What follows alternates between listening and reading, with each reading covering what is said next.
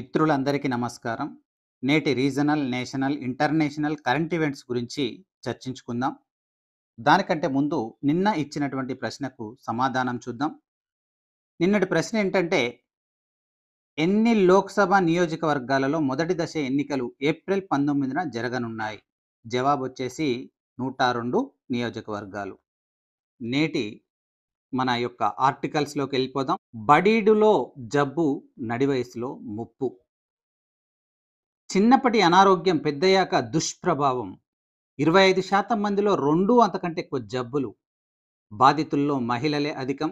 50 ఏళ్లు దాటిన వారిపై ఐసీఎంఆర్ అధ్యయనం. తాజాగా బ్రిటిష్ మెడికల్ జర్నల్‌లో ప్రచురితం. చిన్నతనంలో తరచూ అస్వస్థతకు గురయ్యేవారా? తీవ్ర అనారోగ్య సమస్యల బారిన పడి నెల రోజులకు పైగా బడికి వెళ్ళలేకపోయారా? అయితే ఇలాంటి వారు నడి వయస్సు దాటాక బహుళ 2 అంతకంటే ఎక్కువ దీర్ఘకాలిక వ్యాధుల బారిన పడే ముప్పు పొంచి ఉంది. బాల్యంలో ఏవైనా ఈ జబ్బులతో బాధపడి ప్రస్తుతం 50 ఏళ్లు దాటిన వారిలో 25% మందికి బహుళ వ్యాధులు సోకుతున్నట్లు ఓ అధ్యయనంలో తేలింది. అధిక రక్తపోటు, మధుమేహం, గుండె జబ్బు, క్యాన్సర్, పక్షవాతం, మానసిక రుగ్మతలు, దీర్ఘకాలిక వ్యాధులు లాంటి సమస్యలు. ప్రతి 100 మంది పురుషుల్లో 23 మందికి బహుళ వ్యాధులుండగా, మహిళల్లో 27% కంటే ఎక్కువ మందికి 2కు మించి జబ్బులున్నట్లు పరిశోధనలో వెల్లడైంది. గ్రామీణ ప్రాంతాల్లో ప్రతి 100 మందిలో 21 మంది బహుళ దీర్ఘకాలిక వ్యాధులతో బాధపడుతుంటే, పట్టణ వాసుల్లో ఆ సంఖ్య 35గా ఉంది. సరే, ఇది ఎనీహౌ ఈ టాపిక్‌ను మనం ఎనాలిసిస్ చేసినట్లయితే, ఆరోగ్యమే మహాభాగ్యం కాబట్టి బాల్య దశ మరియు విద్యార్థి దశ నుండే ఆరోగ్యం పట్ల శ్రద్ధ వహించాలి. లేదంటే భవిష్యత్తులో బాధలు తప్పవని ICMR, Indian Council of Medical Research హెచ్చరిస్తున్నది. సో, ఈ ఆర్టికల్ మీద ఎటువంటి ప్రశ్నలొచ్చే అవకాశం ఉందంటే, ఐసీఎంఆర్ ప్రకారం ప్రతి 100 మంది మహిళల్లో ఎంతమంది బహుళ వ్యాధులు ఉన్నాయి? అంటే ఆన్సర్ వచ్చి 27 మంది. పట్టణ ప్రాంతంలో ఎంత శాతం మంది బహుళ దీర్ఘకాలిక వ్యాధులతో బాధపడుతున్నారు అని ఐసీఎంఆర్ సూచించింది. 35% మంది.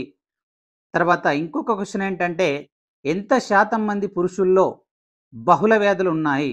23% మందికి బహుళ వ్యాధులు ఉన్నాయి. దీని తర్వాత మన యొక్క రెండవ టాపిక్ వచ్చేసి సైబర్ నేరాల్లో భారత్‌ది 10వ స్థానం, రష్యా నెంబర్ 1.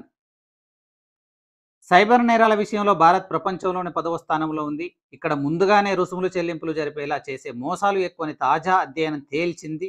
దాదాపు 100 దేశాలపై పరిశీలన జరిపిన అంతర్జాతీయ నిపుణుల బృందం ప్రపంచ సైబర్ నేర సూచీని వరల్డ్ సైబర్ క్రైమ్ ఇండెక్స్‌ను రూపొందించింది. ఇందులో వివిధ విభాగాల్లో సైబర్ నేరాలు అధికంగా జరిగే ప్రాంతాలను గుర్తించింది. ఈ సర్వే ద్వారా పరిశోధకులు వర్చువల్ ప్రపంచంలో జరుగుతున్న ప్రధాన నేరాలను పరిగణలోకి తీసుకొని అవి ఎక్కువగా జరుగుతున్న దేశాల పేర్లను ఇవ్వాలని అంతర్జాతీయ నిపుణులకు సూచించారు. పరిశోధకులు గుర్తించిన ప్రధాన విభాగాల్లో మాల్వేర్ వంటి సాంకేతిక ఉత్పత్తుల సర్వీసులు, సైబర్ దాడులు, ర్యాన్సమ్‌వేర్ సహా డబ్బు తస్కరణ, డేటా చౌర్యం, హ్యాకింగ్, ఖాతాలు, క్రెడిట్ కార్డుల వివరాల తస్కరణ, ముందస్తు చెల్లింపు మోసాలు, అక్రమ వర్చువల్ కరెన్సీ, ఇటువంటి ల్యాండరింగ్ ఎక్కువగా జరుగుతున్నది. ఈ ఆర్టికల్‌ని ఒకసారి మనం ఎనాలిసిస్ చేసినట్లయితే, ప్రస్తుతం ప్రపంచాన్ని పట్టి పీడిస్తున్నటువంటి సమస్యలలో సైబర్ క్రైమ్ మొదటి వరుసలో ఉందని నా అభిప్రాయం. ప్రతిరోజు ప్రపంచవ్యాప్తంగా కొన్ని లక్షల మంది సైబర్ క్రైమ్ బాధితులుగా మారుతున్నారు. తమ యొక్క డేటాను మరియు బ్యాంకు ఖాతాలను, డబ్బును హ్యాక్ చేయడం అనేటువంటిది, ఎక్స్‌ప్లాయిటేషన్ అనేటువంటిది జరుగుతున్నది. నిన్న మనం చర్చించిన కరెంట్ టాపిక్‌లో చూశాం. చక్షు అనేటువంటి టాపిక్‌ను డిస్కస్ చేశాం. కేంద్ర ప్రభుత్వం సైబర్ నేరాలకు అడ్డుకట్ట వేసేందుకు గాను సంచార సాధి వెబ్‌సైట్‌లో చక్షు అనేటువంటి పోర్టల్‌ను ప్రారంభించిందని మిత్రులందరికీ తెలిసిన విషయమే. అయితే ప్రపంచవ్యాప్తంగా అభివృద్ధి చెందిన దేశాల్లోనే అత్యధికంగా సైబర్ క్రైమ్ ఇండెక్స్ అనేటువంటిది ఎన్రోల్ కావడం జరుగుతున్నది. సైబర్ క్రైమ్‌లో మొదటి స్థానం రష్యా ఆక్రమించగా, తరువాత వరుసగా ఉక్రెయిన్, చైనా, అమెరికా, నైజీరియా, ఉత్తర కొరియా, బ్రిటన్, బ్రెజిల్ లాంటి దేశాలు ఉన్నాయి. మన భారతదేశం విషయానికొస్తే భారత్ 10వ స్థానంలో ఉంది. సరే, ఈ ఆర్టికల్‌కు సంబంధించి ఎటువంటి ప్రశ్నలు వస్తాయనేటువంటిది మనం ఇప్పుడు డిస్కస్ చేద్దాం. భారత్ సైబర్ స్కామ్ విషయంలో ఏ విధంగా ఉంది? అంటే ఆన్సర్ వచ్చేసి సమతుల్య హబ్గా ఉంది. అంటే దీన్నే కోఆర్డినేషన్ హబ్ అని అనడం జరుగుతూ ఉంటుంది. అదేవిధంగా ప్రపంచంలోనే ఉన్నత స్థాయి సైబర్ నేరాల హబ్గా ప్రపంచంలో ఏ దేశాలు ఉన్నాయి? జవాబు వచ్చేసి రష్యా మరియు ఉక్రెయిన్‌లు. దీని తర్వాత మన తర్వాత టాపిక్ వచ్చేసి భారత్‌లో బ్రిటిష్ నూతన హై కమిషనర్‌గా లిండీ కామెరాన్. భారత్‌లో బ్రిటిష్ నూతన హై కమిషనర్‌గా లిండీ కామెరాన్ గురువారం నియమితులయ్యారు. ఈ నెలలోనే ఆమె బాధ్యతలు చేపట్టనున్నారు.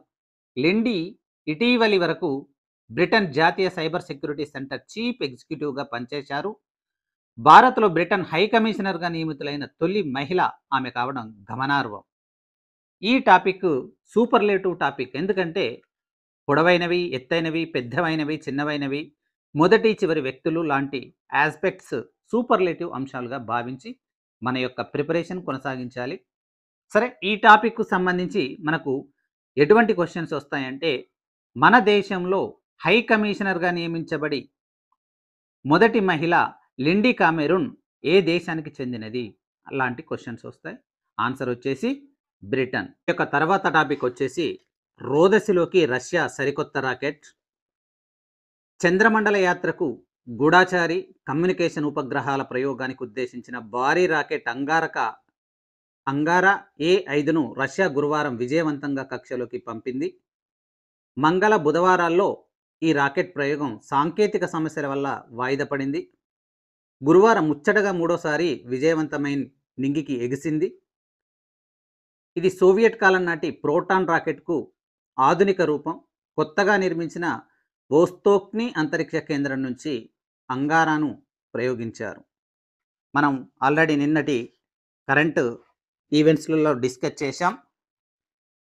అంగారక ఏ-5 అనే శాటిలైట్ నిజానికి బుధవారమే అంటే ఏప్రిల్ 10న రోదసిలోకి వెళ్లాల్సి ఉండే కొన్ని టెక్నికల్ ఇష్యూల వల్ల ఆగిపోయింది అది.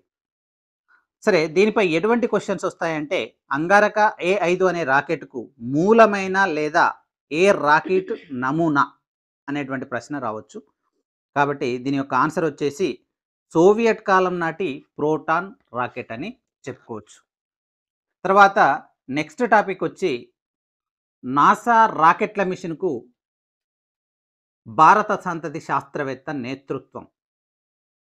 ఇటీవల సూర్యగ్రహణం సందర్భంగా అమెరికా అంతరిక్ష సంస్థ నాసా 3 పరిశోధక రాకెట్లను విజయవంతంగా ప్రయోగించింది.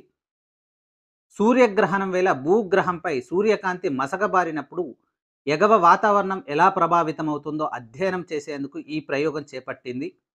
ఈ మిషన్కు సారథ్యం వహించిన భారత సంతతి శాస్త్రవేత్త కావడం విశేషం. ఆయనే అరౌహ్ బడ్జాత్య. నాసా ఈ మేరకు ఒక ప్రకటన విడుదల చేసింది. ఫ్లోరిడాలోని ఎంబ్రీ రీడిల్ ఏరోనాటికల్ యూనివర్సిటీలో ఇంజనీరింగ్ ఫిజిక్స్ విభాగంలో ప్రొఫెసర్ అరౌహ్ ఈ మిషన్కు నేతృత్వం వహించారు. ఆయన అదే యూనివర్సిటీలోని స్పేస్ అట్మాస్ఫిరిక్ ఇన్స్ట్రుమెంటేషన్ ల్యాబ్ డైరెక్టర్గా ఉన్నారు. మరి ఈ టాపిక్ మీద ఎటువంటి క్వశ్చన్లు రావచ్చంటే, ఇటీవల నాసా ప్రయోగించిన 3 రాకెట్లకు సారథ్యం వహించిన భారత సంతతికి చెందిన వ్యక్తి పేరేంటి? అరౌహ్ బాడ్జాత్య. తర్వాత మన యొక్క ఇంకొక టాపిక్ ఏంటంటే, మహిళా వ్యాపారవేత్తకు మరణశిక్ష. వియత్నాంలో సంచలన తీర్పు. 1,00,000 కోట్ల మోసం కేసులో దోషిగా నిరూపణ. వియత్నాంలో స్థిరాస్తి రంగంలో మహిళా దిగ్గజ వ్యాపారవేత్తగా పేరుగాంచిన ట్రూంగ్ మై లాన్ 67కు స్థానిక కోర్టు గురువారం మరణశిక్ష విధించింది. వాన్ తిన్ ఫాట్ రియల్ ఎస్టేట్ సంస్థ చైర్మన్గా ఉన్న ఆమె సుమారు 1,00,000 కోట్ల అంటే $12.5 బిలియన్ మేర బ్యాంకును మోసం చేశారన్న కేసులో దోషిగా తేలారు. ఈ మొత్తం ఆ దేశ జీడిపిలో 3% కావడం గమనార్హం. దీంతో ఆమెకు అక్కడి న్యాయస్థానం మరణశిక్ష విధించింది.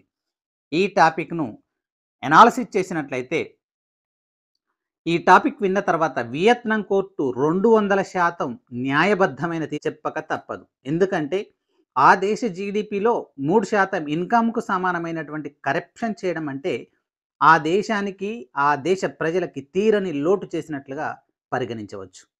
వియత్నాం దేశం ఇచ్చిన కోర్టు తీర్పును ప్రపంచంలో చాలా దేశాల న్యాయస్థానాలు మోడల్గా తీసుకోవాలని నా యొక్క అభిప్రాయం. సరే, ఎనీహౌ ఎటువంటి ప్రశ్నలు వస్తాయంటే, సౌత్ ఈస్టర్న్ ఏసియాలో అంటే ఆగ్నేయ ఆసియాలో ఉన్నటువంటి వియత్నాం దేశంలో ఇటీవల మరణశిక్ష విధించబడిన మహిళా వ్యాపారవేత్త పేరేంటి? అంటే ఆన్సర్ వచ్చేసి ట్రూంగ్ మై లాంగ్. ఏ దేశంలో ఒక మహిళా వ్యాపారవేత్త ఆ దేశ జీడిపిలో 3% సమానమైనటువంటి సంపదని ల్యాండరింగ్ చేసింది? ప్రశ్న యొక్క జవాబును కామెంట్ రూపంలో మీరు తెలియచేయండి. ఇకపోతే నెక్స్ట్ మనం ఒకసారి ఓవర్‌వ్యూ చూద్దాం. ఇయాల మనం ఏ అంశాలను డిస్కస్ చేశామనేటువంటి ఓవర్‌వ్యూ చూద్దాం. ఇందులో మనం డిస్కస్ చేసినటువంటి టాపిక్‌లో మొదటిది వచ్చేసి బడీడులో జబ్బు, నడివయసులో ముప్పు. అంటే చిన్నప్పటి నుండే ఆరోగ్యం పట్ల శ్రద్ధ వహించాలి. తర్వాత సైబర్ నేరాల్లో భారత్‌ది 10వ స్థానం. ఆ తర్వాత టాపిక్ వచ్చి భారత్‌లో బ్రిటిష్ నూతన హై కమిషనర్‌గా లెండీ కామెరాన్. ఆ తర్వాత టాపిక్ వచ్చేసి రోదసిలోకి రష్యా సరికొత్త రాకెట్. ఆ తర్వాత టాపిక్ వచ్చేసి నాసా రాకెట్ల మిషన్‌కు భారత సంతతి శాస్త్రవేత్త నేతృత్వం. చివరి టాపిక్ వచ్చి వియత్నాం మహిళా వ్యాపారవేత్తకు మరణశిక్ష. ఇవి ఈరోజు మనం డిస్కస్ చేశాం. మిత్రులందరికీ ధన్యవాదములు.